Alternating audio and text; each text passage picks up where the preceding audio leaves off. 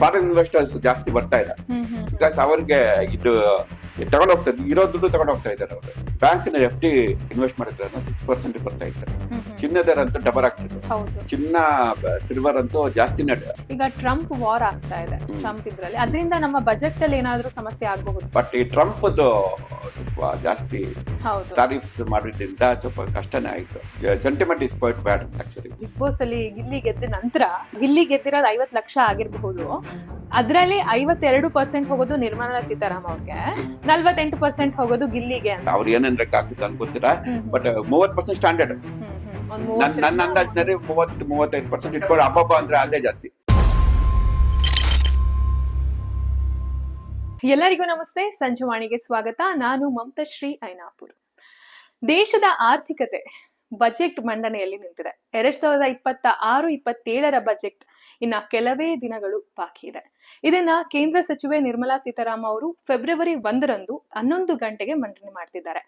ಈ ಬಜೆಟ್ ನಲ್ಲಿ ಯಾವ ರೀತಿ ಕುಂದುಕೊರತೆಗಳಿರಬಹುದು, ನಮಗೆ ಯಾವ ರೀತಿ ಯೂಸ್ಫುಲ್ ಆಗತ್ತೆ, ಇದ್ರ ಬಗ್ಗೆ ಚರ್ಚೆ ಮಾಡೋದಕ್ಕಂತ ಹೇಳಿ ನಮ್ಮ ಜೊತೆಗೆ NSE ಮೆಂಬರ್, ಸ್ಟಾಕ್ ಬ್ರೋಕರ್ ಹಾಗೆ ಎಕನಾಮಿ ಎಕ್ಸ್ಪರ್ಟ್ ಆದಂತಹ ಕುಮಾರ್ ಅವ್ರು ನಮ್ಮ ಜೊತೆಗಿದ್ದಾರೆ. ಬನ್ನಿ ಅವ್ರನ್ನ ಸ್ವಾಗತಿಸೋಣ.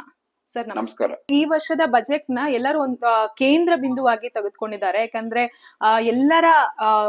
ಎಲ್ಲಾನು ತುಂಬಾ ಹೈ ಹೋಗ್ತಾ ಇದೆ, ಇನ್ಕ್ಲೂಡಿಂಗ್ ದಿನಸಿ ಆಗಿರ್ಬೋದು, ದಿನನಿತ್ಯದ ಎಲ್ಲ ಐಟಮ್ಸ್ ಗಳು, ಮತ್ತೆ ನಾವು ಸ್ಟಾಕ್ ಮಾರ್ಕೆಟ್ ಕೂಡ ಎಷ್ಟೊಂದ್ ಕಡೆ ಬೀಳ್ತಾ ಇದೆ. ಇಷ್ಟೊಂದು ನೀವು ನೋಡ್ತಾ ಇದ್ದೀರಾ, ಸ್ಟಾಕ್ ಮಾರ್ಕೆಟ್ ಎಕ್ಸ್ಪರ್ಟ್ ಕೂಡ ನೀವು. ಈಗ ಮೊದಲನೇದಾಗಿ ಹಿಂದಿನ ವರ್ಷದ ನಾವು ತಗೊಳ್ಳೋಣ. 2025-26ನೇ ವರ್ಷದ ಬಜೆಟ್ ಮಂಡನೆಯಿಂದ ನಮ್ಗಾದಂತಹ ಯೂಸ್ ಏನು? ನೋಡಿ, ಲಾಸ್ಟ್ ಇಯರ್ ಮೈನ್ ಅಟ್ರಾಕ್ಷನ್ ಇದ್ದು ಪರ್ಸನಲ್ ಟ್ಯಾಕ್ಸ್ ಕಡಿಮೆ ಆಯ್ತು. ಅದು ಬಂದು ತುಂಬಾನೇ ಯೂಸ್ ಆಯ್ತು ಇನ್ವೆಸ್ಟರ್ಸ್ಗೆ.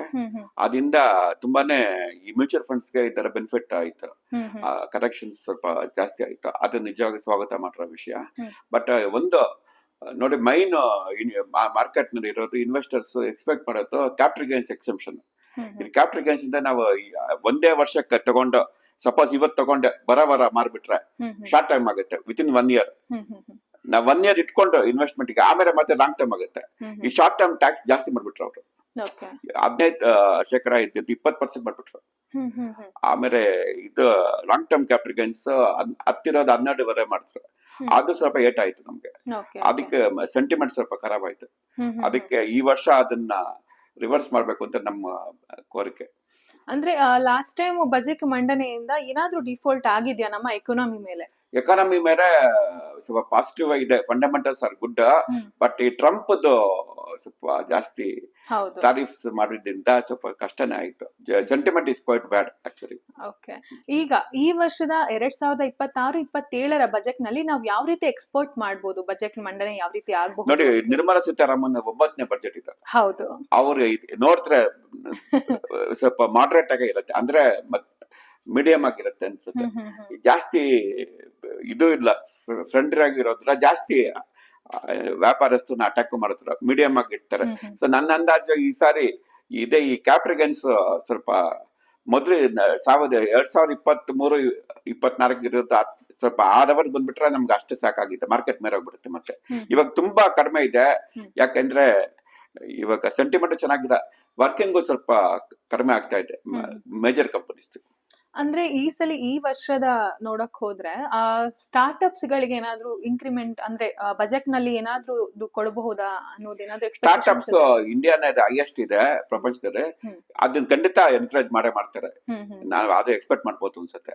ಸ್ಟಾರ್ಟ್ಅಪ್ ಕಂಪನೀಸ್ಗೆ ಇನ್ನೂ ಅವ್ರಿಗೆ ಕ್ಯಾಪಿಟಲ್ ಇದು ಮಾಡೋದು, ಲೋನ್ಸ್ ಕೊಡೋದು, ಇಂಟ್ರೆಸ್ಟ್ ರೇಟ್ ಕಡಿಮೆ ಮಾಡೋದೆಲ್ಲ ಆಗತ್ತೆ ಅಂತ ನನಗೆ ಅನ್ಸುತ್ತೆ. ಅದು ಮಾಡ್ತಾರೆ ಅಂತ ನನಗೆ ಒಪ್ಸಿದೆ. ಈಗ ಟ್ರಂಪ್ ವಾರ್ ಆಗ್ತಾ ಇದೆ, ಟ್ರಂಪ್ ಇದ್ರಲ್ಲಿ ಅದರಿಂದ ನಮ್ಮ ಬಜೆಟ್ ಅಲ್ಲಿ ಏನಾದ್ರೂ ಸಮಸ್ಯೆ ಆಗಬಹುದಾ? ಬಜೆಟ್ ಇಂದ ಆಗೋದ್ರ ಈ ಬಜೆಟ್ ಅದಕ್ಕೆ ಸಂಬಂಧನೇ ಇಲ್ಲ. ಬಟ್ ಏನಾಗತ್ತೆ ಅಂದ್ರೆ ಈ ಸೆಂಟಿಮೆಂಟ್, ಇನ್ವೆಸ್ಟರ್ ಸೆಂಟಿಮೆಂಟ್ ಸ್ವಲ್ಪ ಇದೆ. ಬಿಕಾಸ್ ಅವನು ತುಂಬಾನೇ ಎದುರಿಸ್ತಾ ಇದ್ದಾನೆ ಇಂಡಿಯಾಗೆ. ನಾನು ಇದು ಮಾಡ್ತೀನಿ, ಅದ್ ಮಾಡ್ತೀನಿ, ನೀವು ರಷ್ಯಾ ಹತ್ರ ತಗೋಬೇಡ, ಇದು ಮಾಡ್ಬೇಡಿ, ಅದ್ ಮಾಡ್ಬೇಡಿ ಅಂತ. ಇದು ಮಾರ್ಕೆಟ್ಗೆ ಅನ್ಸರ್ಟನಿಟಿ ಇಷ್ಟ ಆಗಲ್ಲ. ಅವ್ರಿಗೆ ಸ್ವಲ್ಪ ಚೆನ್ನಾಗಿದ್ ವಾತಾವರಣ ಚೆನ್ನಾಗಿದ್ರನ್ನ ದುಡ್ಡು ಹಾಕೋಕೆ ಸ್ವಲ್ಪ ಅವ್ರಿಗೆ ಮನ್ಸು ಬರುತ್ತೆ. ಅದನ್ನ ಆ ಟ್ರಂಪ್ ಹೆಂಗೋ ಅವನ್ ಬಿಡಿ ಮೂಡಿ ಇವತ್ತಿದ್ದಾಗ ನಾಳೆ ಅವನ್ನೇ ರಿವರ್ಸ್ ಮಾಡ್ಬಿಡ್ತಾನೆ. ಇವಾಗ ಅದ್ರ ಬಗ್ಗೆ ನಮ್ಗೆ ಚಿಂತೆ ಇಲ್ಲ. ಬಟ್ ನಮ್ಮ ಮೈನ್ ಪ್ರಾಬ್ಲಮ್ ಇರೋದು ಈ ಇಂಡಿಯಾ ಸಿಸ್ಟಮ್ ಏನು ಹೆಂಗ್ ಸರಿ ಮಾಡೋದು ಅಂತ. ಈಗ ಆಟೋಮೆಟಿಕ್ ಆಗಿ ಒನ್ಸ್ ಮಾರ್ಕೆಟ್ ಮೇಲೆ ಹೋದ್ರೆ ಎಕಾನಮಿ ಎಲ್ಲ ಮತ್ತೆ ರೊಟೇಷನ್ ಸ್ಟಾರ್ಟ್ ಆಗ್ಬಿಡುತ್ತೆ. Depending on the stock market actually. Stock market is the parameter of economy ಅಂತೀವಿ. ಅಂದ್ರೆ ಎಕಾನಮಿ ಹೆಂಗಿದೆ ಅಂತ, ಸ್ಟಾಕ್ ಮಾರ್ಕೆಟ್ ಹೆಂಗಿದೆ ಅಂತ ಒಂದ್ ದೇಶದಲ್ಲಿ, ಅದು stock market will tell you whether the economy is good. So now I think this year 2026-27 ವರ್ಗೂ ಓಡುತ್ತಾ ಇದು ಮಾರ್ಕೆಟ್ ವಿಲ್ ಬಿ ಗುಡ್ ಅಂತ ಅನ್ಸುತ್ತೆ. Because last year investments returns ತುಂಬಾ ಕಡಿಮೆ ಇತ್ತು, ಬರೀ 2 to 3% ಬಂದಿರ್ಬೇಕು ಅಷ್ಟೇ. ಬಿಕಾಸ್ ಇವಾಗ ನೀವು ಬ್ಯಾಂಕ್ ನ FD ಇನ್ವೆಸ್ಟ್ ಮಾಡಿದ್ರೆ 6% ಬರ್ತಾ ಇತ್ತು. ಚಿನ್ನದರ ಅಂತೂ ಡಬಲ್ ಆಗ್ತಿದೆ. ಚಿನ್ನ ಸಿಲ್ವರ್ ಅಂತೂ ಜಾಸ್ತಿನೇ. ನಾರ್ಮಲ್ ಆಗಿ equity will be first rank. Equity ಅಂದ್ರೆ ಶೇರ್ಸ್ ಫಸ್ಟ್ ರ್ಯಾಂಕ್ ಇರ್ತಾ ಇತ್ತು. ಈ ವರ್ಷ ಫಸ್ಟ್ ಟೈಮ್ ಒಂದು ಇತಿಹಾಸದಲ್ಲಿ ಒಂದು 50 ವರ್ಷ ಮುಂಚೆ ಹಿಂಗಾಗಿರ್ಬಹುದು, ಇದು ಹಿಂಗ ಚಿನ್ನ ಬೆಳ್ಳಿ ಜಾಸ್ತಿ ರಿಟರ್ನ್ ಕೊಟ್ಟಿದೆ ಶೇರ್ಸ್ ಗನ, which is not a good sign. Because that is not productive asset. ಇವಾಗ ನಾವು ಚಿನ್ನ ಮನೆ ಇಟ್ಕೊಂಡಿದ್ರೆ ಅದೇನ್ ನಮ್ಗೆ ಡಿವಿಡೆಂಡ್ ಕೊಡೋದ್ರ, ಬಡ್ಡಿ ಕೊಡೋದ್ರ, ಬೇರೆ ಶೇರ್ಸ್ ಇಟ್ಕೊಂಡ್ರೆ ಡಿವಿಡೆಂಡ್ ಬರುತ್ತೆ, ನಮ್ಗೆ ಇದು ರಿಟರ್ನ್ಸ್ ಬರುತ್ತೆ. ಸೊ ಅದು ಇಂಡಿಯಾಗೆ equity market is very important. ಅಂದ್ರೆ ಜಾಸ್ತಿ ಇನ್ವೆಸ್ಟರ್ಸ್ ಬರ್ಬೇಕಮ್ಮ. ಇವಾಗ ನಮ್ದು 140 ಕೋಟಿ ನಮ್ದು ಪಾಪ್ಯುಲೇಷನ್ ಏನಿದೆಯೋ, ಒಂದು ಮಾಹಿತಿ ಪ್ರಕಾರ ಬರೀ 2% ಅಂದ್ರೆ 2% ಜನನ ಇನ್ವೆಸ್ಟ್ ಮಾಡ್ತಾ ಇತ್ತು. ತುಂಬಾ ಕಡಿಮೆ ಆಯ್ತು. ನಾವು ಡೆವಲಪ್ ಆಗ್ಬೇಕು ಅಂದ್ರೆ at least 10% of the population investment ಗೆ ಅವೇರ್ನೆಸ್ ಕ್ರಿಯೇಟ್ ಮಾಡ್ಬೇಕು ಅಂದ್ರೆ ಸ್ವಲ್ಪ ಅವ್ರಿಗೆ ಪ್ರಾಫಿಟ್ ತೋರ್ಸ್ಬೇಕಾಗತ್ತೆ. ಸುಮ್ನೆ ಚೆನ್ನಾಗಿದೆ ಅಂತ ಪ್ರಯೋಜನ ಇಲ್ಲ. ಸೊ ಅವ್ರಿಗೆ ತೋರ್ಸ್ಬೇಕಾಗಂದ್ರೆ ಪಬ್ಲಿಕ್ ಇನ್ವಾಲ್ವ್ಮೆಂಟ್ ಬರ್ಬೇಕು, ಸ್ಮಾಲ್ ಇನ್ವೆಸ್ಟರ್ಸ್ ಬರ್ಬೇಕಾಗತ್ತೆ. ಬರೀ ದೊಡ್ಡವ್ರು ಕೂತ್ಕೊಂಡು ಮಾಡ್ತಾ ಇದ್ರೆ ಏನ್ ಪ್ರಯೋಜನ ಇಲ್ಲ. Small investors have to come forward and they have to also celebrate our economic growth. Because India ಈ 4th ಪ್ಲೇಸ್ ನಲ್ಲಿ ಇರ್ತೀವಿ, ಇವಾಗ 3ನೇ ಪ್ಲೇಸ್ ಬರ್ತಾ ಇದೆ. ಬಟ್ ಆಕ್ಚುಲ್ ಆಗಿ ಜನ ಸಾರ್ವಜನಿಕರಿಗೆ ಏನು ಬರ್ತಾ ಇದೆ ಇದ್ನಲ್ಲಿ, ಬರೀ ನೋಡ್ಕೊಂಡಿದ್ರೆ ಪ್ರಯೋಜನ ಇಲ್ಲ. ಅವರು ಸ್ವಲ್ಪ ಪಾರ್ಟಿಸಿಪೇಟ್ ಮಾಡ್ಬೇಕು, ಅವ್ರಿಗೂ ದುಡ್ಡು ನೋಡ್ಬೇಕು ಅಂದ್ರೆ ಬೆಸ್ಟ್ ಈಸ್ ಈಕ್ವಿಟಿ ಶೇರ್ಸ್. ಆಮೇಲೆ ಇನ್ನೊಂದು ಸರ್, ಈಗ ಮಾತಾಡ್ತಾ ನಂಗೊಂದು ನೆನಪಾಯ್ತು, ಪೈಸೆ ಕೂಡ ಡೌನ್ ಆಗ್ತಾ ಇದೆ, ನಮ್ಮ ರುಪಿ ಏನಿದೆ ಕಮ್ಮಿ ಆಗ್ತಾ ಇದೆ. ಅದು ಎಷ್ಟು ನಮ್ಮ ಎಕಾನಮಿ ಮೇಲೆ ಹೊಡ್ತಾ ಬೀಳ್ಬೋದು? ನಮ್ಗೆ ನೋಡಿ, ಮೈನ್ ನಮ್ಗೆ ಇಂಪೋರ್ಟ್ ಮಾಡ್ತಾ ಇರೋದು ನಾವು ಪೆಟ್ರೋಲಿಯಂ ಪ್ರಾಡಕ್ಟ್ಸ್. ಇವಾಗ ನಮ್ಗೆ 60% of our imports are petroleum product. ಇವಾಗ ಈ ನಡುವೆ 60 ಇತ್ತು ಬ್ರೆಂಟ್ ಕ್ರೂಡ್ ಆಯಿಲ್, ಇವಾಗ 69 ಬಂದಿದೆ. ಇದು ಹೊಡ್ತಾನೆ. ಬಿಕಾಸ್ ನಮ್ಗೆ ಜಾಸ್ತಿ ನಮ್ ಡಾಲರ್ಸ್ಗೆ ನಮ್ಗೆ ತಗೋಬೇಕಾಗಿರೋದು ಇದರಿಂದಾನೆ. ಸೊ ಇದನ್ನ ಇದ್ ಮಾಡ್ಬೇಕು ಅಂದ್ರೆ ಸ್ವಲ್ಪ ಎಕಾನಮಿ ಇಂಪ್ರೂವ್ ಮಾಡ್ಬೇಕು ಅಂದ್ರೆ ಇದು ಇನ್ವೆಸ್ಟರ್ಸ್ ಬರ್ಬೇಕು. ನಾವು ಇಂಟರ್ನಲ್ ಇನ್ವೆಸ್ಟ್ಮೆಂಟ್ಸ್ ಸಾಕು ನಮ್ಗೆ. ಫಾರಿನ್ ಇನ್ವೆಸ್ಟರ್ಸ್ ಜಾಸ್ತಿ ಬರ್ತಾ ಇದೆ. ಬಿಕಾಸ್ ಅವ್ರಿಗೆ ಇದು ತಗೊಂಡ್ ಹೋಗ್ತದೆ, ಇರೋ ದುಡ್ಡು ತಗೊಂಡ್ ಹೋಗ್ತಾ ಇದಾರೆ ಅವ್ರು. ಇವಾಗ ಇನ್ವೆಸ್ಟ್ಮೆಂಟ್ ಕಮ್ಮಿ ಆಗ್ತಾ ಇದೆ, ಫಾರಿನ್ ದುಡ್ಡು ಬರ್ತಾ ಇದೆ, ಅದಕ್ಕೆ ರುಪಿ ಮೇರೆ ಇದಾಗ್ತದೆ. ಇನ್ನು ಸ್ವಲ್ಪ ಅದೇನು ಇವಾಗ 92-93 ವರೆಗೂ ಹೋಗಿದೆ. ಅದು 100 ರೂಪೀಸ್ ಟಚ್ ಆದ್ರೂ ಏನ ಆಶ್ಚರ್ಯ ಇಲ್ಲ, which is not a good sign. ಅದರಿಂದ ನಮ್ಮ ಪರ್ಸನಲ್ ಇನ್ಕಮ್ ಟ್ಯಾಕ್ಸ್ ಏನಾದ್ರೂ ಜಾಸ್ತಿ ಆಗೋ ಸಾಧ್ಯತೆ ಏನಾದ್ರೂ ಇದೆ ಈ ಬಜೆಟ್ ನಲ್ಲಿ? ಪರ್ಸನಲ್ ಇನ್ಕಮ್ ಟ್ಯಾಕ್ಸ್ ಜಾಸ್ತಿ ಮಾಡೋಂಗಿಲ್ಲ. ಬಿಕಾಸ್ ಇವಾಗ ಎಲೆಕ್ಷನ್ಸ್ ಬರ್ತಾ ಇದೆ ತಮಿಳುನಾಡಿನಲ್ಲಿ, ಬೆಂಗಾಲ್ನಲ್ಲಿ, 4 ಸ್ಟೇಟ್ ನಲ್ಲಿ. ಅದನ್ನ ಟಚ್ ಮಾಡಿದ್ರು ಅನ್ಸುತ್ತೆ. ಬಿಕಾಸ್ ಅವ್ರ ಪರ್ಟಿಕ್ಯುಲರ್ ಆಂಗಲ್ ನೋಡ್ಬೇಕಾಗತ್ತೆ. ಸೊ ಇದು ಪರ್ಸನಲ್ ಏನಿದೆ ಬೆನಿಫಿಟ್ ಕೊಡ್ತಾರೆ ಹೊರತು ಇನ್ವೆಸ್ಟರ್ಸ್ಗೆ ಅದು ಜಾಸ್ತಿ ಪನಿಷ್ಮೆಂಟ್ ಕೊಡೋದ್ರ ಅನ್ಸುತ್ತೆ. ಈಗ ನಮ್ಮ ಕರ್ನಾಟಕ ಏನಂದ್ರೆ IT ಇಂಡಸ್ಟ್ರಿ ಕ್ಯಾಪಿಟಲ್ ಅಂತ ಕರೆಯೋದು. ಅದ್ರಿಂದ ಈ ಬಜೆಟ್ ನಲ್ಲಿ ನಮ್ಗೆ ಏನಾದ್ರೂ ಯೂಸ್ಫುಲ್ ಆಗುತ್ತಾ? ಕರ್ನಾಟಕಕ್ಕೆ ಇಂಡಸ್ಟ್ರಿ ವೈಸ್ ಏನಾದ್ರೂ ಹೆಲ್ಪ್ಫುಲ್ ಆಗುತ್ತೆ? ನೋಡಿ, ಮೈನ್ ನಮ್ಗೆ ಲಾಸ್ಟ್ 20 ವರ್ಷದಿಂದ ನಾವು ಮುಂದೆ ಬಂದಿರೋದೇ IT ಇಂಡಸ್ಟ್ರಿ. ಅದನ್ನಲ್ಲೇ ಜಾಸ್ತಿ ಅಂದ್ರೆ 60% ಬರ್ತಾ ಇದ್ ನಮ್ ಕರ್ನಾಟಕ ಸ್ಟೇಟ್ ಇಂದಾನೆ. ಇನ್ಫೋಸಿಸ್ ಆಗ್ಬೋದು, ವಿಪ್ರೋ ಆಗ್ಬೋದು, any super companies are coming from Karnataka, silicon valley ಇಂದ. ಸೊ ಇದನ್ನ ಖಂಡಿತ ಎನ್ಕರೇಜ್ ಮಾಡ್ಬೇಕು. ಮಾಡ್ತಾರ ಇಲ್ಲ, ಮಾಡ್ಬೇಕು. ಬಿಕಾಸ್ ಅದರ್ವೈಸ್ ದುಡ್ಡು ನಮ್ಗೆ ಇನ್ನೇನು ಡಾಲರ್ಸ್ ಇನ್ಕಮ್ ಸಿಕ್ಕೋ ಚಾನ್ಸ್ ಇಲ್ಲ. ಹೌದೌದು. ಅದಕ್ಕೆ IT ಇಂಡಸ್ಟ್ರಿಗೆ ಅವ್ರು ಫರ್ದರ್ ಏನ ಕೊಡ್ಬೇಕು ಇನ್ಸೆಂಟಿವ್ಸ್ ಅಂತ ಕಾಮನ್ ಸೆನ್ಸ್ ಹೇಳ್ತಾ ಇದೆ. ಮಾಡ್ತಾರೆ, ಕೊಡ್ತಾರೆ.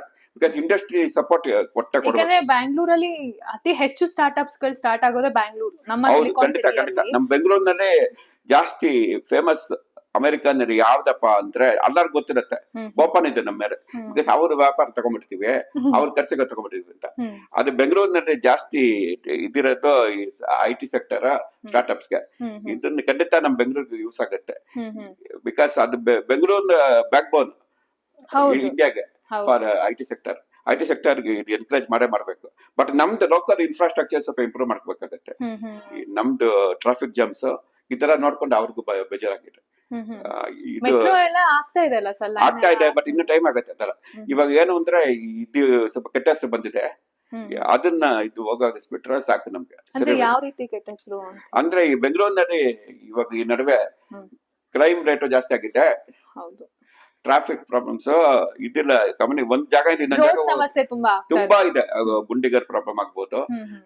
ಇದು ಸ್ವಲ್ಪ ಜನಕ್ಕೆ ಸ್ವಲ್ಪ ನೆಗೆಟಿವ್ ಆಗ್ಬಿಟ್ಟಿದೆ. ಆ ಬಿಸ್ನೆಸ್ ಆಂಧ್ರ ತಗೊಂಡು ಹೋಗ್ತಾ ಇದ್ದಾರೆ, ಅದಾಗಬಾರ್ದು ಅಂತ ಹೈದರಾಬಾದ್ ಶಿಫ್ಟ್ ಹೈದರಾಬಾದ್ ಜಾಸ್ತಿ ಹೋಗ್ತಾ ಇದೆ. ಬಿಕಾಸ್ ಅಲ್ಲೇ ನಾಯ್ಡು ನೋಡಿ, ಅದಕ್ಕೆ ಅವ್ರ ಮನಸ್ಸಿನಲ್ಲಿ ತುಂಬಾ ಇಷ್ಟ ಅವ್ರಿಗೆ ಫಾರಿನರ್ಸ್ಗೆ ಬೆಂಗಳೂರು. ಬಟ್ ಅವ್ರಿಗೆ ಈ ಸಮಸ್ಯೆಗಳು ನೋಡ್ಕೊಂಡು ಎದುರ್ಕೊಂಡ್ಬಿಡ್ತಾರೆ ಅಷ್ಟೇ. ಇವಾಗ ಎಷ್ಟೊಂದ್ ಜನ ಸ್ಟಾರ್ಟ್ಅಪ್ಸ್ ಆಗಿರ್ಬೋದು, ಮತ್ತೆ ನೀವ್ ಹೇಳ್ದಂಗೆ ಶೇರ್ ಈ ತರದವರೆಲ್ಲ ಹೈದರಾಬಾದ್ ಶಿಫ್ಟ್ ಆಗ್ತಾ ಇದಾರೆ. ಬಿಸ್ನೆಸ್ ಅವ್ರು ಚೆನ್ನಾಗಿ ಮಾರ್ಕೆಟಿಂಗ್ ಮಾಡ್ತಾ ಇದಾರೆ. ಡವಾಸ್ ನಲ್ಲಿ ಚೆನ್ನಾಗಿ ಮಾತಾಡಿ ಅದರ ಏನೋ ಮಾಡಿ ಅವ್ರು ತೋರಿಸ್ತಾ ಇದಾರೆ. ವಿಶಾಖಪಟ್ಟಣಂ ಆಗ್ಬೋದು, ಅಮರಾವತಿ ಆಗ್ಬೋದು, ಆ ಕಡೆ ಹೋಗ್ತಾ ಇದೆ. ನಮ್ ಬೆಂಗಳೂರಿಗೆ ಮತ್ತೆ ಬರಕ್ಕೆ ನಾವು ಇನ್ನೂ ಪ್ರಯತ್ನ ಪಡ್ಬೇಕು ಅನ್ಸುತ್ತೆ. ಆಮೇಲೆ ಮೋದಿ ಅವರು ಹೇಳಿದ್ರು 2028 ಒಳಗಡೆ ನಮ್ದು 3rd ಲಾರ್ಜೆಸ್ಟ್ ಎಕಾನಮಿ ಪ್ಲೇಸ್ ಆಗುತ್ತೆ ಅಂತ ಹೇಳಿ. ಆಗ್ಬಹುದಾ? ಅದಕ್ಕೆ ಈ ಒಂದು ಬಜೆಟ್ ಎಷ್ಟು ಪೂರಕವಾಗಿ ಕೆಲಸ ನೋಡಿ, ಖಂಡಿತ ಆಗತ್ತೆ. 3ನೇ ಇವಾಗ 4ನೇ ಪ್ರೈಸ್ ಬಂದಿರೋದು ಗ್ರೇಟ್. ಬಿಕಾಸ್ ನಾವು ಇದ್ದದ್ದು 10ನೇ ಪ್ರೈಸ್ ನಲ್ಲಿ ಸ್ಟಾರ್ಟ್. ಇವಾಗ 10ರಿಂದ 4 ಬಂದ್ಬಿಡ್ತೀವಿ. ಇವಾಗ 4 ಒಂದೇ, ಜರ್ಮನಿ ಒಂದೇ ಇವಾಗ ನಾವು ಹೊಡಿಬೇಕಾಗಿರೋದು.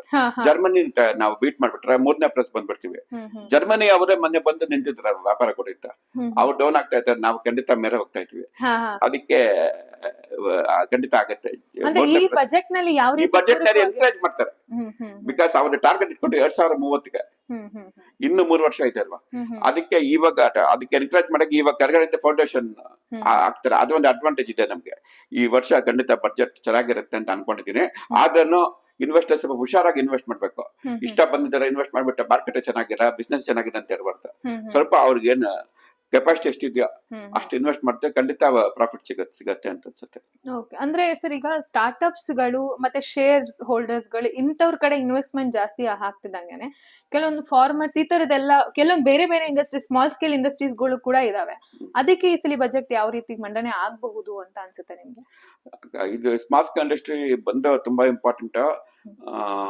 ಅದೆಲ್ಲ ಬಿಕಾಸ್ ಇವಾಗ ಎಂಪ್ಲಾಯ್ಮೆಂಟ್ ಪ್ರಾಬ್ಲಮ್ಸ್ ಇದೆ. ಇದಕ್ಕೆ ಸೆಲ್ಫ್ ಎಂಪ್ಲಾಯ್ಮೆಂಟ್ ಗೆ ಮಾಡ್ತಾರೆ, ಬೇರೆ ದಾರಿನೇ ಇಲ್ಲ. Because that is common sense. Again ಇವಾಗ ಜನರಿಗೆ ಕೆಲಸ ಕೊಡಕ್ ಆಗಿರ ಅಂದ್ರೆ ಅವ್ರನ್ನೇ ಎಂಟರ್ಪ್ರೈಸ್ ಓಪನ್ ಮಾಡೋಂತ ಎನ್ಕರೇಜ್ ಮಾಡೋದು ಬೆಟರ್.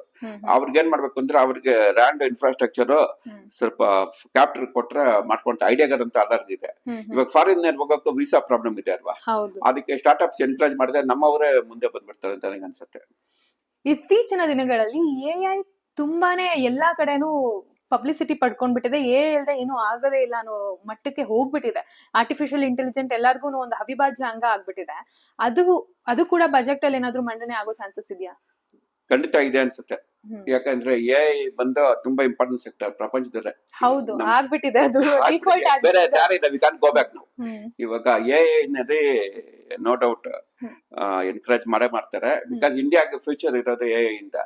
ಬಿಕಾಸ್ ಇದು ಪ್ರಪಂಚದಲ್ಲಿ ನಮ್ಗೆ ಆರ್ಟಿಫಿಷಿಯಲ್ ಇಂಟೆಲಿಜೆನ್ಸ್ ಇಟ್ಕೊಂಡೆ ನಾವು ಮಾರ್ಕೆಟಿಂಗ್ ಮಾಡ್ಬೇಕಾಗತ್ತೆ ಮುಂದಕ್ಕೆ. ಅದಕ್ಕೆ ದೇಶದಲ್ಲಿ AI ಎಷ್ಟು ಸಪೋರ್ಟ್ ಮಾಡ್ತೀವಿ ಅಷ್ಟು ಬರುತ್ತೆ.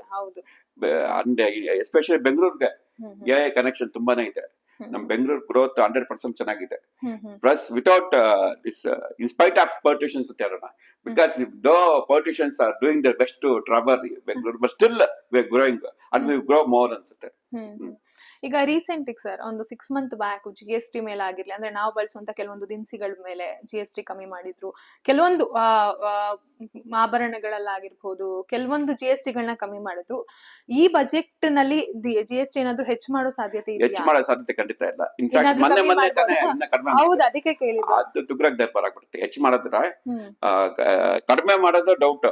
ಈಗ GST ಸಪರೇಟ್ ಕೌನ್ಸಿಲ್ ಇದೆ. ಅದಕ್ಕೆ ಈ ಬಜೆಟ್ ನ ಜಾಸ್ತಿ ಟಚ್ ಮಾಡಿದ್ರೆ ಅದು ಹಂಗೆ ಸ್ಟೇಟಸ್ ಕೋ ಮೇಂಟೈನ್ ಆಗುತ್ತೆ ಅನ್ಸುತ್ತೆ ನನಗೆ. ಅಂದ್ರೆ ನಿಮ್ಮ ಬಜೆಟ್ ಎಷ್ಟು ಮಂಡನೆ ಆಗಬಹುದು, ಸೀತಾರಾಮ್ ಅವ್ರು ಎಷ್ಟು ಮಾಡಬಹುದು ಅಂತ? ನನಗೆ ಎಕ್ಸ್ಪೆಕ್ಟೇಷನ್ ಬಂದು ಬಜೆಟ್ ಎಕ್ಸಲೆಂಟ್ ಆಗಿರುತ್ತೆ ಅಂತ ನನ್ಗೆ ಬಿಕಾಸ್ 9 ಬಜೆಟ್ ಆಲ್ರೆಡಿ ಕೊಟ್ಬಿಟ್ಟಿದ್ದಾರೆ ಅವ್ರು. ಹೌದು ಅವ್ರಿಗೆ ಏನ್ ಮಾಡ್ಬೇಕು ಏನ್ ಮಾಡ್ಬಾರ್ದು ಅಂತ ಗೊತ್ತು. ಹ್ಮ್ ಪ್ಲಸ್ ಮೋದಿ ಐರವರ್ ನಲ್ಲಿ ಸ್ವಲ್ಪ ಐಡಿಯಾಗಳು ಕೊಡ್ತಾರೆ ಅವ್ರು. ಹೌದು ಹೌದು ಅದ್ರ ಬಗ್ಗೆ ನನ್ಗೆ ಏನ್ ಡೌಟ್ ಇಲ್ಲ. ಹ್ಮ್ ಹ್ಮ್ ಟೀಮ್ ಚೆನ್ನಾಗಿದೆ. ಹ್ಮ್. ಇವಾಗ ಆಲ್ರೆಡಿ ಇವಾಗ ಮೊನ್ನೆ ಒಂದು ಇದು ಕೊಟ್ಟಿದ್ರು, ಮಾಹಿತಿ ಕೊಟ್ಟಿದ್ರು. India is growing at the rate of 7.8% ಹೌದು ಹೌದು ಹೈ ರೇಟ್ ಅದು. ಹ್ಮ್ ಹ್ಮ್ ಪ್ರಪಂಚದಲ್ಲಿ ಯಾವ ದೇಶದಲ್ಲಿ ಇಷ್ಟಿಲ್ಲ. ಹ್ಮ್ ಹ್ಮ್ ಇವಾಗ ನಾವೇ ಯಾಕೆ ಕೆಡ್ಸ್ಕೋಬೇಕು? ಹ್ಮ್. ಇನ್ನು ಎನ್ಕರೇಜ್ ಮಾಡ, ಇನ್ನು ಮುಂದಕ್ಕೆ ಬರ್ಲಿ ದೇಶ, ಎಕಾನಮಿ ಮುಂದಕ್ಕೆ ಹೋಗ್ರಿ, ಮಾರ್ಕೆಟ್ ಮುಂದಕ್ಕೆ ಹೋದ್ರೆ ತಾನೆ ಜನರಿಗೆ ದುಡ್ಡು ಸಿಗೋದು. ಇವಾಗ ಬರೀ ನಾವು ನೋಡ್ಕೊಂಡಿದ್ರೆ ಏನ್ ಪ್ರಯೋಜನ ಇಲ್ಲ. 3ನೇ ಪ್ರೆಸ್ ಬಂದ್ವಿ ಅಂತ ನಮ್ಗೆ ಪಬ್ಲಿಕ್ Work ಮಾಡ್ಬೇಕು. ಏನ್ ಬರುತ್ತೆ ಅಂತ ಇಂಪಾರ್ಟೆಂಟ್ ಅಲ್ವಾ? ಹೌದು. ಪಬ್ಲಿಕ್ ದುಡ್ಡು ಮಾಡ್ಬೇಕು ಅಂದ್ರೆ ಶೇರ್ ಮಾರ್ಕೆಟ್ಗೆ ಬರ್ಬೇಕು. ಹ್ಮ್ ಹ್ಮ್ ಹ್ಮ್ ಓಕೆ ಬಿಕಾಸ್ ಚಿನ್ನ ಎಷ್ಟು ಜನ ಇಟ್ಕೊಂಡಿರ್ತಾರೆ, ಅಲ್ಲಿ ಈ ರೇಟ್ ತಗೊಳಕಾಗತ್ತೆ ನಾವು. ಹ್ಮ್ ಹ್ಮ್ ಹ್ಮ್ ಹೌದು ಎಷ್ಟು ಅದಂತೂ ಕಷ್ಟ ಇದೆ. ಹೌದು. ಇದು ಇವಾಗ ಪಬ್ಲಿಕ್ ಸೆಕ್ಟರ್ ಕಂಪನೀಸ್ ಇನ್ನೂ ಗೌರ್ಮೆಂಟ್ ಹತ್ರ ತುಂಬಾ ಇದೆ, 80 to 90% ಶೇರ್ಸ್ ಇದೆ. ಹ್ಮ್ ಹ್ಮ್ ಅದನ್ನೆಲ್ಲ ಸ್ವಲ್ಪ ಬಿಡುಗಡೆ ಕಡಿಮೆ ರೇಟ್ ಕೊಟ್ಟು ಹ್ಮ್ ಜನರಲ್ ಪಬ್ಲಿಕ್ ಎನ್ಕರೇಜ್ ಮಾಡಿದ್ರೆ ಬರ್ತಾರೆ. ಇವಾಗ ನ್ಯಾಷನಲ್ ಸ್ಟಾಕ್ ಎಕ್ಸ್ಚೇಂಜ್ ಶೇರ್ಸ್ ಬಿಡ್ತಾ ಇದಾರೆ ಈ ವರ್ಷ. ಹ್ಮ್ ಹ್ಮ್ ಹ್ಮ್ ಹ್ಮ್ ಅದಕ್ಕೂ ಡಿಮಾಂಡ್ ಇರುತ್ತೆ. Okay. ಆವಾಗ ಅದು ಸ್ವಲ್ಪ ದುಡ್ಡು ನೋಡ್ಬೋದು, ಜನ ದುಡ್ಡು. ಅದಕ್ಕೆ ಎನ್ಕರೇಜ್ ಅವೇರ್ನೆಸ್ ಕ್ರಿಯೇಟ್ ಮಾಡ್ಬೇಕು. ಹ್ಮ್ ಹ್ಮ್ ಅದಕ್ಕೆ ಇದಕ್ಕೆಲ್ಲ ನೋಡಿದ್ರೆ ನನಗೇನೋ ಈ 2026 2027 ಇಟ್ಸ್ ಗುಡ್ ಇಯರ್ ಅಂತ ನನಗೆ ಅನ್ಸುತ್ತೆ ನಮ್ಮ ಮನಸಾಕ್ಷಿ ಪ್ರಕಾರ. ಓಕೆ ಸರ್, ಈ ಇತ್ತೀಚೆಗೆ ಒಂದು 2 ದಿನದ ಹಿಂದೆ ಯುರೋಪಿಯನ್ ಅಗ್ರಿಮೆಂಟ್ ಕೂಡ ಆಯ್ತು ನಮ್ಮ ಇಂಡಿಯಾ ಜೊತೆಗೆ. ಅದು ಎಷ್ಟು ಯೂಸ್ಫುಲ್ ಆಗುತ್ತೆ ನಮ್ಮ ಮುಂದಿನ ಬಜೆಟ್ ಆಗಿರ್ಬೋದು, ನಮ್ಮ ಫ್ಯೂಚರ್ಗೆ ಎಷ್ಟು ಯೂಸ್ಫುಲ್ ಆಗುತ್ತೆ? ನೋಡಿ, ಮೊನ್ನೆ ಮಾಡ್ಕೊಂಡ್ರೆ ಮೋದಿ ಅವರು ಯುರೋಪಿಯನ್ ಹೆಡ್. ಹೌದು ಆ ಅಗ್ರಿಮೆಂಟ್ ತುಂಬಾನೇ ಇಂಪಾರ್ಟೆಂಟ್. ಹ್ಮ್ ಹ್ಮ್ ಅದು ಮದರ್ ಆಫ್ ಆಲ್ ಡೀಲ್ಸ್ ಅಂತ ಹೆಸರು ಕೊಟ್ಟಿದ್ದಾರೆ ಅದಕ್ಕೆ.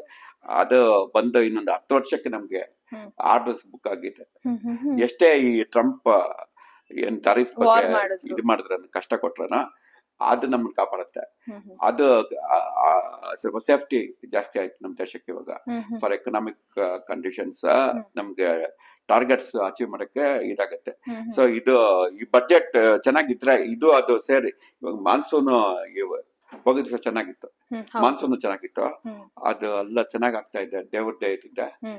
ಅದೆಲ್ಲ ಸೇರ್ಕೊಂಡ್ಮೇಲೆ ಸ್ವಲ್ಪ ಇಂಡಿಯಾ ಫ್ಯೂಚರ್ ಇಸ್ ಗುಡ್. ಇನ್ನು ಬೂಸ್ಟ್ ಮಾಡ್ತೀವಿ. ನಾವು 8% ಬಂದಿದೀವಲ್ಲ, ಹ್ಮ್ ಹ್ಮ್ 10% ಬಂದ್ಬಿಟ್ರೆ ಆಶ್ಚರ್ಯ ಇದೆ ನನಗೆ. ಹಾ, ಇನ್ನು- ಆಲ್ರೆಡಿ ಫಸ್ಟ್ ರ್ಯಾಂಕ್ ನಾವು ಪ್ರಪಂಚದಲ್ಲಿ. ಹ್ಮ್ ಹ್ಮ್ ಹ್ಮ್ ಇನ್ನೂ ಇಂಪ್ರೂವ್ ಆಗ್ಬಿಡ್ತೀವಿ. ಹ್ಮ್ ಹ್ಮ್ ಅದು ಆಗಲಿ ಅಂತ ದೇವರಿಗೆ ಪ್ರಾರ್ಥನೆ ಮಾಡ್ತೀವಿ. ಸರ್, ಈಗ ನೀವು ಶೇರ್ ಅಲ್ಲಿ ಆಗಿರ್ಬೋದು ಇದ್ರಲ್ಲೆಲ್ಲ ಆಲ್ಮೋಸ್ಟ್ ಎಕ್ಸ್ಪೀರಿಯನ್ಸ್ ಇಷ್ಟು ಆಲ್ಮೋಸ್ಟ್ 30 ವರ್ಷದ ಮೇಲೆ ಎಕ್ಸ್ಪೀರಿಯನ್ಸ್ ಇದೆ ನಿಮ್ಗೆ. ನಾನು 30 ಬಜೆಟ್ ನೋಡ್ತೀನಿ. ಹಾ, 30 ಬಜೆಟ್ ನೋಡಿದೀರಾ. ಈ ಒಂದು 30 ಬಜೆಟ್ ಅಲ್ಲಿ ನಿಮ್ಗೆ ಬೆಸ್ಟ್ ಬಜೆಟ್ ಅನ್ಸಿದ್ದು ಯಾವ್ದು? ನೋಡಿ, ವರ್ಷ ಇಂಪ್ರೂವ್ ಆಗ್ತಾ ಇದೀವಿ. ಬಟ್ ಮನಮೋಹನ್ ಸಿಂಗ್ ಫಸ್ಟ್ ಮಾಡಿದ್ರು ನೋಡಿ, ಫಸ್ಟ್ ಬಜೆಟ್. ಆವಾಗ ಸ್ವಲ್ಪ ರಿಫಾರ್ಮ್ಸ್ ಆಯ್ತು. ಬಟ್ ಮೋದಿದು ಚೆನ್ನಾಗಿ ಮಾಡ್ತಾ ಇದ್ದಾರೆ ಪಾಪ. ಅದೇ ನಿಮ್ಗೆ ಎಷ್ಟು ಡಿಫ್ರೆನ್ಸ್ ಅನ್ಸುತ್ತೆ? ಯಾವ್ದು ಬೆಟರ್? ಓಕೆ, ಇದು ನಮ್ಮ ಇಂಡಿಯಾಗೆ ಇನ್ನ ಬೇಕಿತ್ತು ಅಂತ ಅನ್ಸಿದ್ರೆ ಯಾವ್ದು ಇನ್ನ ಏನ ಇಂಪ್ರೂವ್ ಆಗ್ಬೇಕು ನಮ್ಮ ಇಂಡಿಯಾ ಬಜೆಟ್ ಅಲ್ಲಿ? ನೋಡಿ, ನಮ್ಗೆ ಫಸ್ಟ್ ಇಂಡಸ್ಟ್ರೀಸ್, ನಮ್ ಆಕ್ಚುಲ್ ಆಗಿ ನಮ್ ದೇಶದಲ್ಲಿ ಸಿನಿಮಾನೇ ಆಗ್ಬೋದು, ಒಂದ್ ದುಡ್ಡಿರೋವನ್ ಕೆಟ್ಟವನು ಅಂತ ಒಂದು ಭಾವನೆ ಇದೆ. ಅದು ಹಂಗಿರ್ಬಾರ್ದು. ದುಡ್ಡು ಮಾಡಿದ್ರೆ ಅವ್ನಿಗೆ ಏನೋ ಒಂದ್ ಟ್ಯಾಲೆಂಟ್ ಇದೆ, ಏನೋ ಒಂದ್ ಕಷ್ಟ ಪಟ್ಟಿರ್ತಾನೆ ಅಂತ ಹಂಗ್ ಪಾಸಿಟಿವ್ ಆಗಿ ತಗೋಬೇಕು. ಇದು ಸ್ವಲ್ಪ ಇತ್ತು ಇಂಡಸ್ಟ್ರಿ ಅವ್ರು ಕಂಡ್ರೆ ಜನರಿಗೆ ದುಡ್ಡು ಮಾಡ್ಕೊಂಡಿದ್ರೆ ಕೆಟ್ಟವನು ಅಂತ ಹಂಗಿರೋದ್ರ. ದುಡ್ಡು ಮಾಡ್ಕೊಂಡಿದ್ರೆ ಅವ್ನಿಗೆ ಏನೋ ಒಂದ್ ಕಷ್ಟ ಪಟ್ಟಿರ್ತಾನೆ, ಅವಂತ ಎನ್ಕರೇಜ್ ಮಾಡ್ಬೇಕು. ಅದು ಮಾಡಿದ್ದು ಈ ಲಾಸ್ಟ್ 10 years ಇಂದ ನಮ್ಗೆ ಎಕಾನಮಿ ಓಪನ್ ಅಪ್ ಆಯ್ತು ನೋಡಿ, ಆವಾಗಿಂದ ಸ್ವಲ್ಪ ಇಂಪ್ರೂವ್ ಆಗಿದೆ. ಈ ಟ್ಯಾಕ್ಸ್ ರೇಟ್ಸ್ ಇಂದಿರಾ ಗಾಂಧಿ ಕಾಲದ 98% ಇತ್ತು ಇನ್ಕಮ್ ಟ್ಯಾಕ್ಸ್. ಅದನ್ನ 30% ತಂದಿದ್ದೀವಿ. ಇನ್ನೊಂದ್ ಸ್ವಲ್ಪ ಬಿದ್ರೆ ಇವಾಗ 30 ಓಕೆ, 30% ಟ್ಯಾಕ್ಸ್ ಕಟ್ಬೇಕು ಇವಾಗ ಆಕ್ಚುಲಿ ಕಾರ್ಪೊರೇಟ್. ಅದನ್ನ ಇನ್ ಸ್ವಲ್ಪ ಕಡಿಮೆ ಮಾಡ್ಬಿಟ್ರೆ ಚೆನ್ನಾಗಿರುತ್ತೆ ಅನ್ಸುತ್ತೆ. ಬಟ್ GST ತುಂಬಾ ಚೆನ್ನಾಗಿ ವರ್ಕೌಟ್ ಆಗಿದೆ. GST ಇದು ಚೆನ್ನಾಗಿದೆ, ಕರೆಕ್ಷನ್ ಇದು ಎಕ್ಸ್ಪೆಕ್ಟ್ ಮಾಡಿದೆ. ಹೌದು. ಮತ್ತೆ ಇನ್ನೊಂದು ಇತ್ತೀಚೆಗೆ ಒಂದು ವೈರಲ್ ಆಗಿದೆ, ಬಿಗ್ ಬಾಸ್ ಅಲ್ಲಿ ಗಿಲ್ಲಿ ಗೆದ್ದ ನಂತರ ನಿಜವಾಗ್ಲೂ ಗೆದ್ದಿದ್ದು, ಇನ್ಕ್ಲೂಡಿಂಗ್ ಪ್ರದೀಪ್ ಈಶ್ವರ್ ಸಹ ಅದನ್ನ ಅಧಿವೇಶನದಲ್ಲಿ ಹೇಳಿದ್ರು. ಅದು ಸತ್ಯನಾ ಅನ್ನೋದು ಕ್ವೆಶನ್ ಮಾರ್ಕ್ ಸರ್. ಅದೇ ನೀವೇ ಹೇಳ್ಬೇಕು. ಈಗ ಗಿಲ್ಲಿ ಗೆದ್ದಿರೋದು 50 ಲಕ್ಷ ಆಗಿರಬಹುದು, ಅದ್ರಲ್ಲಿ 52% ಹೋಗೋದು ನಿರ್ಮಲಾ ಸೀತಾರಾಮ್ ಅವ್ರಿಗೆ, 48% ಹೋಗೋದು ಗಿಲ್ಲಿಗೆ ಅಂತೆಲ್ಲ ಅಂದ್ರೆ ಹೇಳಿದ್ರು, ಮಾತಾಡಿದ್ರು. ಅದು ನಿಜಾನಾ ಅಂತ? ಅದು ಟ್ಯಾಕ್ಸ್ ರೇಟ್ 30 ಹೈ ಇನ್ಕಮ್ ಅವ್ರಿಗೆ ವಿಂಡ್ ಫಾರ್ ಪ್ರಾಫಿಟ್ ಸಡನ್ ಆಗಿ ಬಂದಿರೋ 30 ಇಂದ 35% ಟ್ಯಾಕ್ಸ್ ಕಟ್ಬೇಕು. ನಿಜಾನೇ ಅದು. ಅದು ಇನ್ನು ಮೈನಸ್ ಆಗುತ್ತೆ. ಮೈನಸ್ ಆಗುತ್ತೆ. ಅದು ನಿಜಾನಾ? ಖಂಡಿತ ನಿಜ. ಓಕೆ, ಹಂಗಾದ್ರೆ ನಿರ್ಮಲಾ ಸೀತಾರಾಮನ್ ಅವರೇ ನಿಜವಾದ ವಿನ್ನರ್ ಅಂತ ನಾವು ಕನ್ಸಿಡರ್ ಮಾಡಬಹುದಾ? ಪಾಪ ಅವ್ರು ಏನ್ ಮಾಡ್ತಾರೆ, ಅವ್ರು ಕೆಲಸ ಮಾಡ್ತಾ ಇದ್ರು. ನಮ್ ದೇಶಕ್ಕೆ ಕಾನೂನು ಹಂಗಿದೆ. ಯಾವ್ದೇ ದೇಶದಲ್ಲಿ 30% ಕಟ್ಟಾಗಿ ಸ್ಪೋರ್ಟ್ಸ್ ಮನ್ ಆಗ್ಬೋದು, ಸಿನಿಮಾ ಅವರಾಗ್ಬೋದು, 30% ಸ್ಟ್ಯಾಂಡರ್ಡ್ ಇದೆ. ಸಡನ್ ಅಂದ್ರೆ ಇವ್ರು 52% ಅಂತ ಹೇಳಿದ್ರು. ಅವ್ರು 52 ಇಲ್ಲ ಅನ್ಸುತ್ತೆ, ಅವ್ರು ಏನೇನ್ ಆಗ್ತಿತ್ತು ಅಂತ ಗೊತ್ತಿಲ್ಲ. ಬಟ್ 30% ಸ್ಟ್ಯಾಂಡರ್ಡ್ ಪ್ರಾಫಿಟ್ ಬಂದ್ರೆ ಶಾರ್ಟ್ ಟರ್ಮ್ ಇದು ವಿಂಡ್ ಫಾಲ್ ಪ್ರಾಫಿಟ್ ಅಂತೀವಿ. ಅದು 30% TDS ಮೈನಸ್ ಮಾಡಿಬಿಡ್ತಾರೆ. ಹೌದು, TDS ಆಫ್ ಕೋರ್ಸ್ ಮೈನಸ್ ಮಾಡ್ಬಿಟ್ರೆ ಕೈಗೆ ಬರೋದಷ್ಟೇ. ನನ್ನ ಅಂದಾಜಿನಲ್ಲಿ 30-35% ಇಟ್ಕೊಂಡು ಹಬ್ಬ ಅಂದ್ರೆ ಅದೇ ಜಾಸ್ತಿ. ಒಂದ್ ತಟ್ಟದ ಇಟ್ಕೊಂಡ್ಬಿಡಿ, ₹3 ₹1, 15 ಲಕ್ಷ ಮೈನಸ್ ಆಗತ್ತೆ ಅನ್ಸುತ್ತೆ. ಆಮೇಲೆ ಅವರು ಅದನ್ನ ರಿಫಂಡ್ ತಗೋಬಹುದು, ಬಟ್ ಅದ ರಿಫಂಡ್ ಬರೋ ಚಾನ್ಸಸ್ ಇಲ್ಲ, ಎಕ್ಸ್ಪೆನ್ಸಸ್ ತೋರಿಸ್ಬೇಕಾಗತ್ತೆ. ಅದರ ಆಗೋದ್ರೆ ಬಿಡಿ. ಪರ್ಸೆಂಟೇಜ್ ಅಂತೂ ಗೌರ್ಮೆಂಟ್ ಹೋಗತ್ತೆ ಅಂತ ಕಾನೂನು ಹಂಗಿದೆ ರೀ. ಬಟ್ ಬಡವರಿಗೆ ಹೋಗ್ಬೇಕಲ್ವ ದುಡ್ಡು. ಅದ್ ಎಂಡ್ ಏನ ಅವ್ರ ಮನೆಗೆ ತಗೊಂಡೋಗ್ತಾರೆ. ಅವ್ರು ಮತ್ತೆ ಪಬ್ಲಿಕ್ ಆಗ್ಬೇಕಾರೆ ಕಾನೂನು ಇದು ನಡಿಬೇಕಾರೆ ಎಕಾನಮಿ ಹೆಂಗ್ ನಡೆಯೋದು? ಎಕಾನಮಿಗೋಸ್ಕರ ಇದು ಮತ್ತೆ ಕೊಡ್ಬೇಕಾಗತ್ತಲ್ವಾ? ಎಂತ ಅವನು ಕೊಡ್ಬೇಕ. ಇವಾಗ ಸ್ಯಾಲರಿ ಕ್ಲಾಸ್ ಅವರೇ ಕೊಡ್ತಾ ಇದಾರೆ ಅಂತೆ. ಹೌದು, ಒಂದ್ TDS ಕಟ್ಟಾದ್ರೆ ಏನು ಬರೋಲ್ಲ. ಅದೇ ಸ್ಯಾಲರಿ ಕ್ಲಾಸ್ ಅವ್ರು ಕೊಡ್ತಾ ಇದಾರೆ. ಇದೆಲ್ಲ ಏನ್ ಮಾಡೋದು? ನಮ್ಮ ದೇಶದ ಇದು ಇನ್ನು ಎಕಾನಮಿ ಇಂಪ್ರೂವ್ ಆಗುತ್ತೆ. ಸೊ ಬಟ್ ಇದು ಕೊಡೋದು ತಪ್ಪಿಲ್ಲ, ಕೊಡ್ಬೇಕು ಅನ್ಸುತ್ತೆ. ಓಕೆ ಸರ್, ಇದು ಬಜೆಟ್ ಇದನ್ನೆಲ್ಲ ಓವರ್ ಆಲ್ ಎಲ್ಲ ಹೊರತಾಗಿ ಶೇರ್ ಅಲ್ಲಿ ನೀವು ತುಂಬಾ ಎಕ್ಸ್ಪೀರಿಯನ್ಸ್ ಆಗಿದ್ದೀರಿ. ಅದರಿಂದ ಇತ್ತೀಚೆಗೆ ಶೇರ್ ಮಾರ್ಕೆಟ್ ಮೇಲೆ ತುಂಬಾ ಜನ ಇನ್ವೆಸ್ಟ್ ಮಾಡ್ತಾ ಇದ್ದಾರೆ, ಲಾಸ್ ತುಂಬಾ ಮಾಡ್ಕೊಳ್ತಾ ಇದ್ದಾರೆ. ಯಾಕಂದ್ರೆ ಇತ್ತೀಚೆಗೆ ಒಂದ್ ದಿನ ಇದ್ದಿದ್ದು ಶೇರ್ ಇನ್ನೊಂದ್ ದಿನ ಲಾಸ್ ಆಗ್ತದೆ. ಇದೆ ಹಂಗೆ, ಆ ಸೈಕಲ್ ಹಂಗೆ ನಾವು ಎಕ್ಸ್ಪೀರಿಯನ್ಸ್ ಯಾವಾಗ ಎಂಟರ್ ಆಗ್ತೀವಿ ಅಂತ ಪ್ರಶ್ನೆ. ಹೌದು, ಅದು ನೀವ್ ಟಿಪ್ಸ್ ಹೇಳ್ಬೋದಾ ಸರ್? ಯಾವ ರೀತಿ ಯೂಸ್ ಆಗಬಹುದು? ಯಾವಾಗ ಶೇರ್ಸ್ ಇವಾಗ ಮಾರ್ಕೆಟ್ ಕನಿಷ್ಠ ಪಕ್ಷ ಇವಾಗ ಲಾಸ್ಟ್ 1 month 2 months ಇಂದ ಒಂದ್ 20% ಬಿದ್ದಿದೆ. ₹100 ಇರೋದು ₹80 ಬಂದಿದೆ. ಒಂದ್ ಅಂದಾಜಕ್ಕೆ ಹೇಳ್ತಾ ಇದ್ದೀನಿ. ಸೊ ಇಂಥ ಟೈಮ್ ನಲ್ಲಿ ಸ್ವಲ್ಪ ತಗೋದು ಬೆಟರ್ ಅನ್ಸುತ್ತೆ. ಆ ಬಜೆಟ್ ಏನೋ ಚೆನ್ನಾಗಿ ಇದ್ಬಿಟ್ರೆ ಬೈ ಚಾನ್ಸ್ ಮೇಲೆ ಹೋಗೋ chances are more. But budget ಚೆನ್ನಾಗಿಲ್ಲ ಅಂದ್ರೆ ಕಡಿಮೆ ಆಗೋ ಚಾನ್ಸಸ್ ಇದೆ. ಸ್ವಲ್ಪ ಹುಷಾರಾಗಿ ನೋಡ್ಕೊಂಡು ತಗೋಬೇಕು. ಸೇಫ್ ಶೇರ್ಸ್ ಯಾವ್ದು ತಗೋಬಹುದು? ಅದೇ ಇವಾಗ ಸೇಫ್ ಶೇರ್ಸ್ ಅಂದ್ರೆ ಈ ಪಬ್ಲಿಕ್ ಸೆಕ್ಟರ್ ಬ್ಯಾಂಕ್ಸ್ ಅದು ಸ್ವಲ್ಪ ಬಿದ್ದಿದೆ. ಡಿಫೆನ್ಸ್ ಬಿಕಾಸ್ ಇಂಡಿಯಾಗೆ ತುಂಬಾ ಆರ್ಡರ್ಸ್ ಬರ್ತಾ ಇದೆ ಡಿಫೆನ್ಸ್ ಎಕ್ವಿಪ್ಮೆಂಟ್, ಅದಕ್ಕೆ ತಗೋಬಹುದು ಅನ್ಸುತ್ತೆ. ಆಮೇಲೆ agriculture products like tractor companies, ಆಮೇಲೆ ಇದಿದೆ ನೋಡಿ ಈ FMCG ಇದು ಹಿಂದೂಸ್ತಾನ್ ರಿವರ್ ಅಂತ, ಅದೇ ತಗೋಬಹುದು. ಸೇಫ್, ಅದು ಬೀಳಕ್ ಚಾನ್ಸ್ ಇಲ್ಲ, ಆಲ್ರೆಡಿ ಬಿದ್ದೋಗ್ಬಿಟ್ಟಿದೆ. ಅಂಡ್ ಇದು ನನ್ನ ಅಂದಾಜಿನಲ್ಲಿ power sector, defence shares, banks ಇದರ ಸೇಫ್ ಅನ್ಸುತ್ತೆ. ಬಟ್ ಬ್ಯಾಂಕ್ಸ್ ಅಲ್ಲಿ ಇತ್ತೀಚೆಗೆ ಪ್ರತಿಭಟನೆ ಎಲ್ಲ ಆಗ್ತಾ ಇದೆ ಅಲ್ಲ? ಅದೇನು ಒಂದ್ ದಿವಸ ಪ್ರತಿಭಟನೆ ಅಲ್ಲ, ಮಾಮೂಲ್ ಬಿಡಿ.